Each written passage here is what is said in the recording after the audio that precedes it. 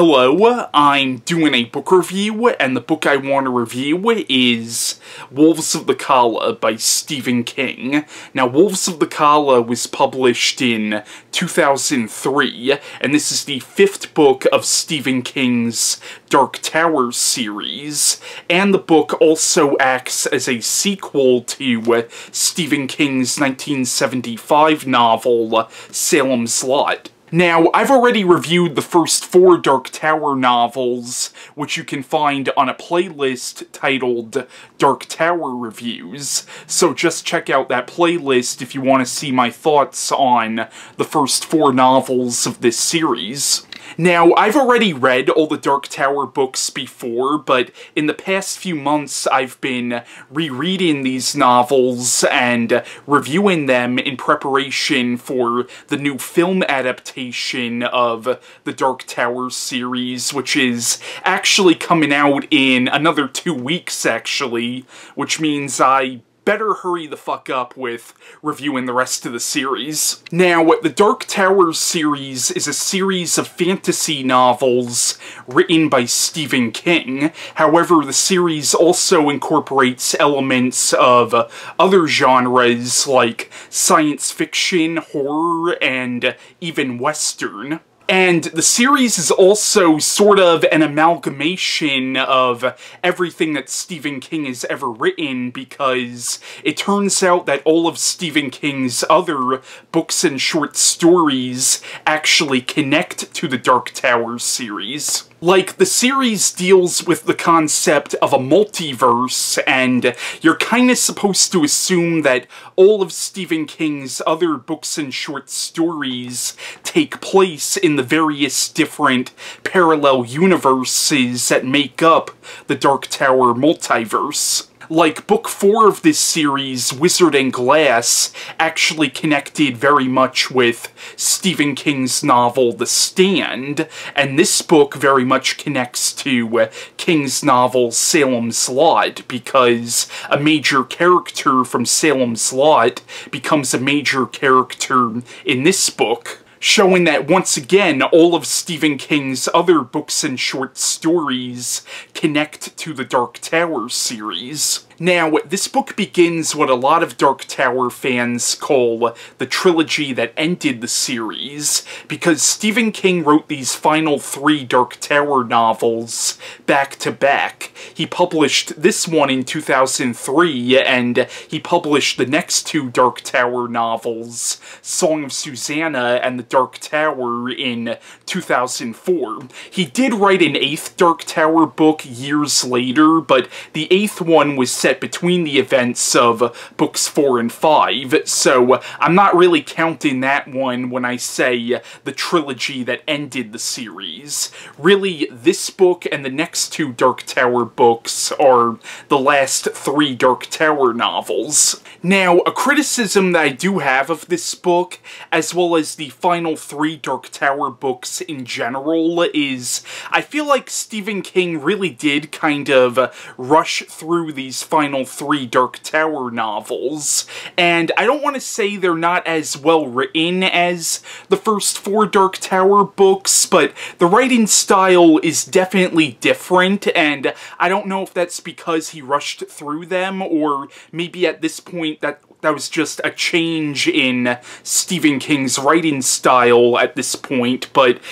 the last 3 Dark Tower books definitely have a different writing style than the first 4, and I don't want to say they're not as well written, but I feel like there are a lot of ideas that Stephen King touches upon in these final 3 Dark Tower books that he kind of just glosses over, and I don't think he really develops in the way that he really should have, and I really do think he rushed through these last 3 Dark Tower books. Also, Stephen King does some really weird stuff in these last 3 books, particularly in the next 2 that follow this one, and I personally thought what he did was actually kind of cool, but I know it threw a lot of Dark Tower fans off, and I could kind of see why, but I personally think what he did in these last 3 books was actually kind of cool, but it's hard to say if he he would have done this really weird stuff if it wasn't for the fact that he was also kind of rushing through these last 3 books. Now, I'm not going to say what this weird stuff is, but if you've read these last 3 Dark Tower books, you probably know what I'm talking about. Now, in real life, back in 1999, Stephen King was walking by this road by his home in Maine, and he was actually hit by a distracted driver, and he almost died. Like, he's actually lucky to be alive today, and this experience kind of woke him up to the fact that he could die at any time, and, or at least he had it in his head that he could die at any time, and he really wanted to finish the Dark Tower storyline because this is a series that has been so important to him, and he really wanted to finish this story, and he wasn't sure, like, when another accident like that might happen again, and he wasn't sure if, like, he could be that lucky the next time. Like, he kind of had it in his head that he could die at any time, so he really wanted to finish this story, so that's probably the reason why he rushed through these last 3 Dark Tower novels. Now, despite some minor flaws that I do think this book has, I actually really do enjoy Wolves of the Calla. I think it's a really good addition to the Dark Tower series, and once again, the book really does work as a sequel to King's novel Salem's Lot, and I'm a really big fan of the book Salem's Lot, so I really appreciated a lot of the references to Salem's Lot in this book. And there's actually a lot going on in this story, and I mean a lot. But I think for the most part it flows pretty well, and even though it's a very densely packed novel, I don't think you get overloaded with a lot of the events that happen in it. Like, I think for the most part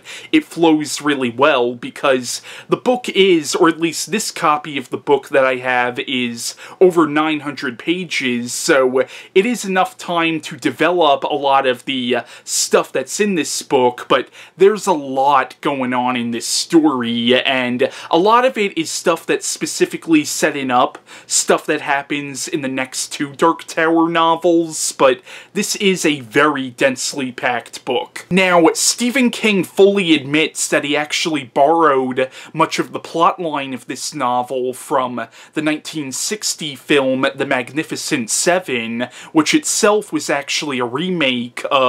the Akira Kurosawa film Seven Samurai. And it is sort of the same basic premise as the Seven Samurai in the sense that it's about a group of warriors who have to defend a small village against invading forces. So it's the same basic premise, but also not exactly. Now, the plot of Wolves of the Calla is it's set sometime after the events of the 4th Dark Tower novel, Wizard and Glass. Now, in Wizard and Glass, Roland and the rest of his Ka-Tet, which is Eddie, Susanna, Jake, and Oi, entered this parallel universe that had actually been wiped out by a virus. It turns out they actually entered the same universe that King's novel The Stand took place in, and at the end of that book, they actually came face to face with Randall Flagg, who was the primary antagonist of The Stand, and at the end of that book, they managed to escape from Randall Flagg, and they made it back to Midworld, which is the universe that most of the Dark Tower series takes place in. And also, when Roland saw Randall Flagg, he actually recognized him as a wizard named Martin Broadcloak, who was somebody from Roland's past. So in the book, Roland, Eddie, Susanna, Jake, and Oi are continuing their journey towards the Dark Tower, but they're approached by these people from this small farming community known as the Calla, asking them for assistance. It turns out that for generations, the people of this village known as the Calla have been terrorized by these beings known as the Wolves. It turns out that every generation, the wolves come to the Calla and they take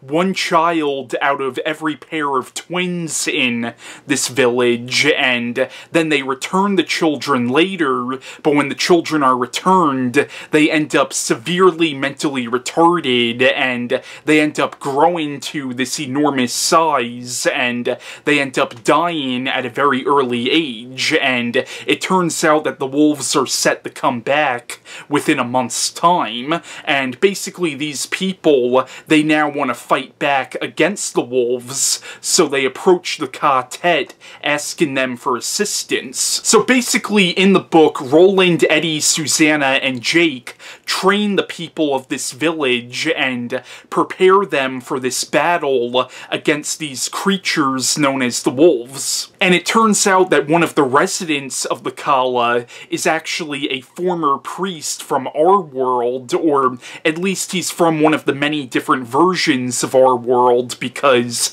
this whole series deals with the concept of multiple universes, so there are multiple different versions of our world, but this priest is from one version of our world, and this priest's name is Donald Callahan, who of course is the character of Father Callahan from Salem's Lot, and you do eventually find out how Father Callahan ended up in Midworld later on in this book. And it turns out that while all this is going on, Susanna is now pregnant, but she's pregnant with the child of a demon named Mia, which is a direct result of something that happened in the third Dark Tower novel, The Wastelands. But basically now Susanna is pregnant with this demon's child, and this demon Mia also takes possession of Susanna at certain points in this story.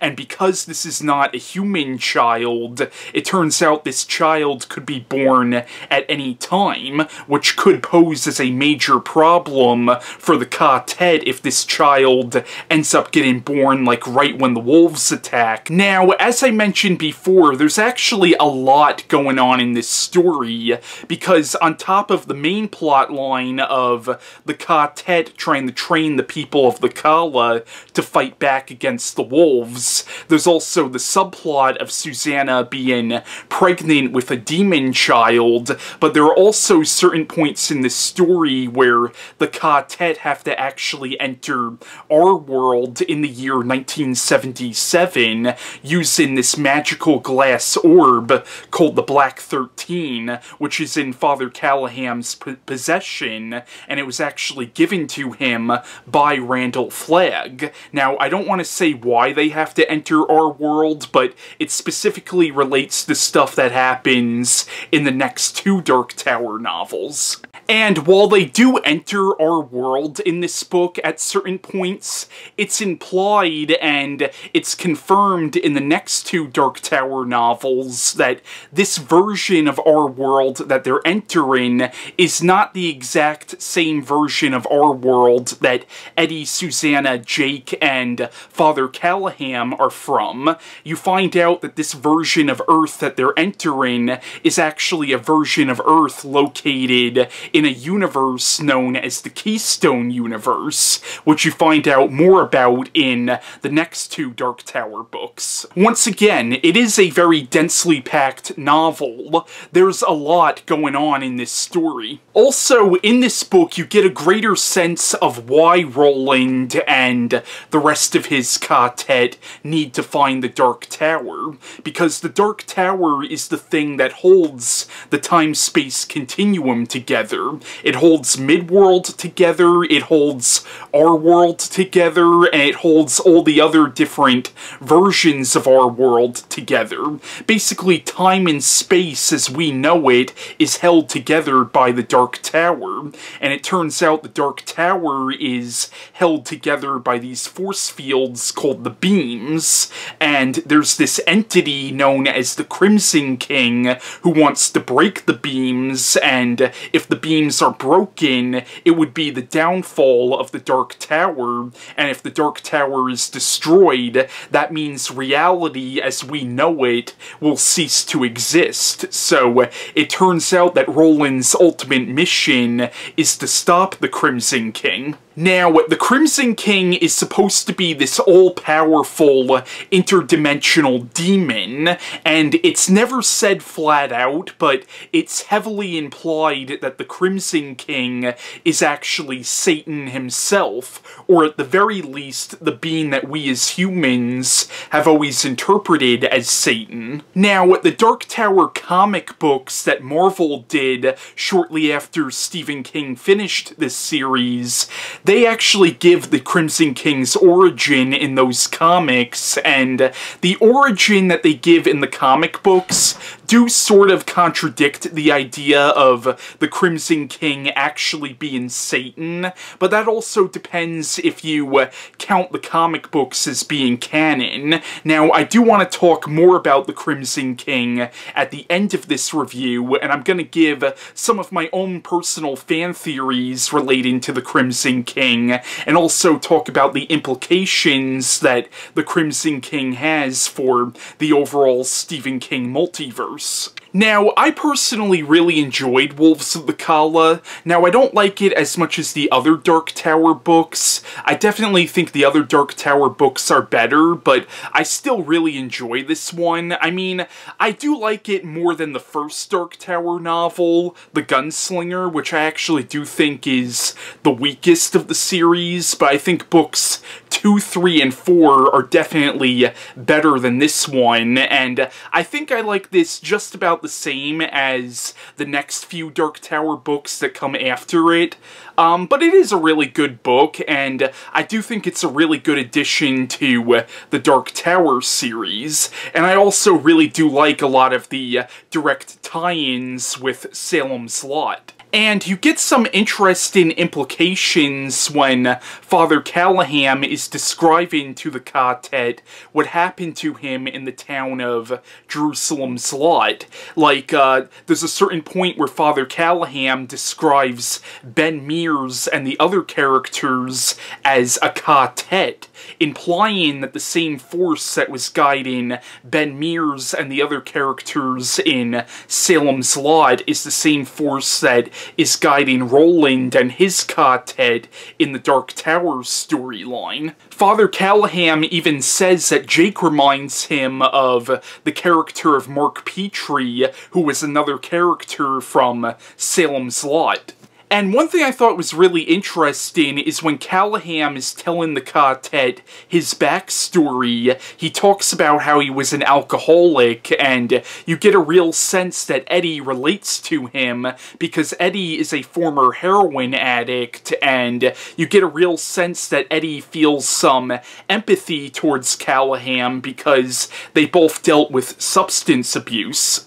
Now, I know in real life, Stephen King actually had some major issues with alcoholism and substance abuse, and you get a real sense that he's using the characters of Father Callahan and the character of Eddie to really talk about his own substance abuse. And you also get some interesting character development with Jake in this book, because in the book, Jake actually becomes friends with another little boy from the Calla, and you sometimes forget that Jake is a little boy, even though he's so mature for his age, and you realize that being sucked into this parallel universe and going on all these adventures with Roland has really kind of matured him, and once again,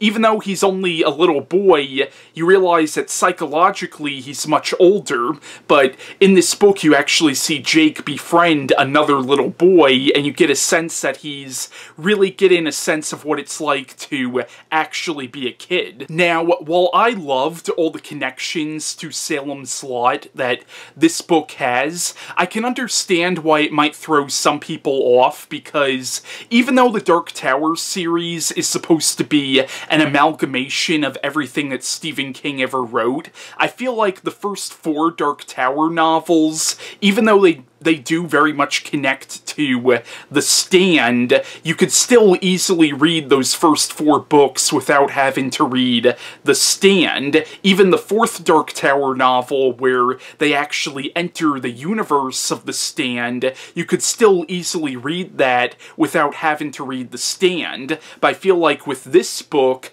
unless you've read Salem's Lot, you'll be completely lost, and I could see that being a criticism, but because I read Salem's Lot before I read this book, it really didn't bother me, and it's actually something I really liked. But I could see where somebody who maybe hasn't read Salem's Lot might be really thrown off by all the references to Salem's Lot that are in this book. Now, some of my absolute favorite sections of this book are, there are whole sections of this book where Father Callahan explains to the Ka-Tet what happened to him in Jerusalem's Lot, and there you get a recap of some of the events from the novel Salem's Lot, but then you find out what happened to him after the events of Salem's Lot, and it talks about how he ended up in Midworld, and those were some of my favorite sections of the book. And I do want to explain some of what he explains, but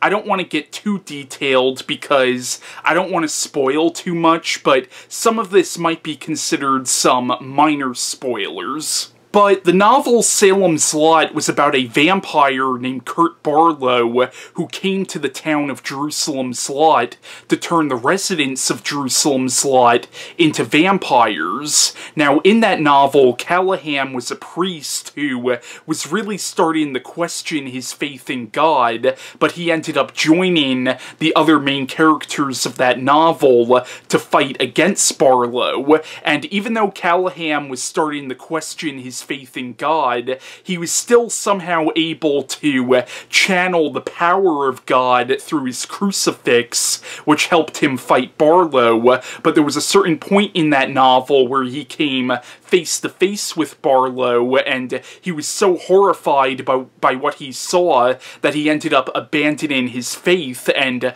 Barlow actually forced him to drink his blood. And because of Callahan's cowardice, and because he abandoned his faith in God, God ended up cursing him, and at the end of Salem's Lot, he ended up leaving the town of Jerusalem's Lot. But in this book, you find out that he went to New York City, and he eventually became a vampire hunter, and he somehow gained the ability to see vampires and decipher vampires from regular humans, so he became a vampire hunter, but this ended up making him a target of the Crimson King, and the Crimson King ended up sending the Low Men after him. Now, the Low Men are these interdimensional beings who are almost like the Crimson King's hitmen in a way, and the Low Men go after him, and he ends up going on the run, and something happens to him where he starts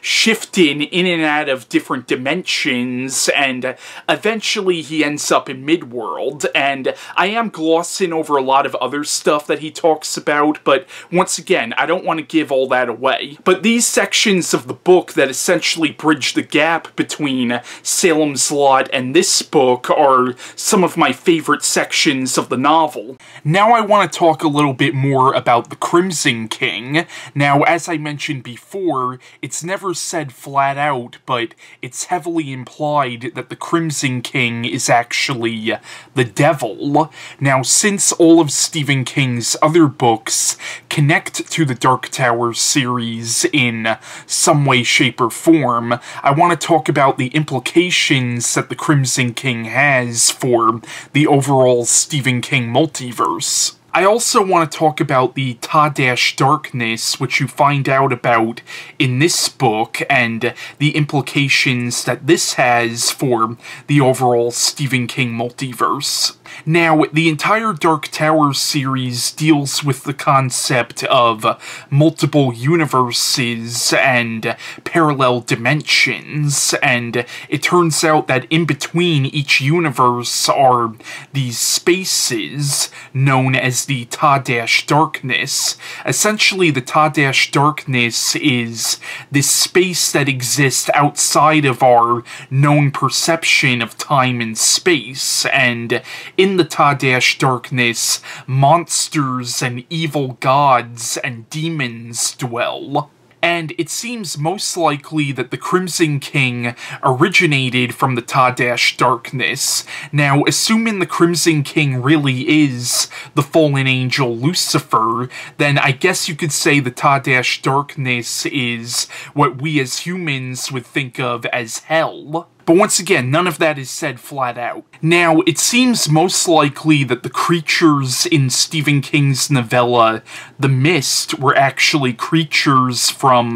the Ta-Darkness. It's also possible that he who walks behind the rose, the evil god from Children of the Corn, may have actually been a creature from the Ta-Darkness as well. It also seems most likely that that giant worm creature from Stephen King's short story Jerusalem's Lot, which was actually a prequel to Salem's Lot, it seems most likely that that worm creature was also a creature from the Ta-Dash space. Also in Stephen King's novel It, you found out that it was actually from this space outside of our universe, known as the Macroverse, but it's possible that the Macroverse could possibly be a part of the Ta-Darkness as well. It actually seems like It and the Crimson King share a lot of links, because the Crimson King, very much like It, also takes on the form of a giant spider.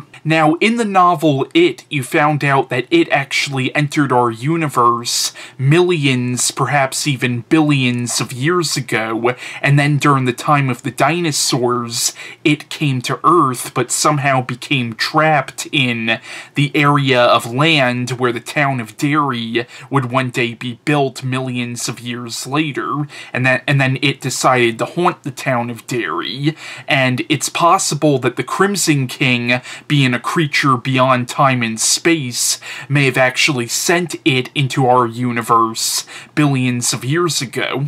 And if that's the case, that means that the Crimson King is responsible for Pennywise and the child murders that took place in the town of Derry. And if you look at the Crimson King as being the stand-in for Satan in the Stephen King multiverse, if you look at him as being sort of like the grand puppet master of the Stephen King multiverse, you could assume that all the supernatural events that have happened in all of Stephen King's other books are somehow all related to the Crimson King. Like, it's possible that the Crimson King could be responsible for the events that happened in The Shining. Now, in The Shining, you found out that the reason the Overlook Hotel was haunted was because it was built on an Indian burial ground, but perhaps that burial ground was actually cursed by the Crimson King.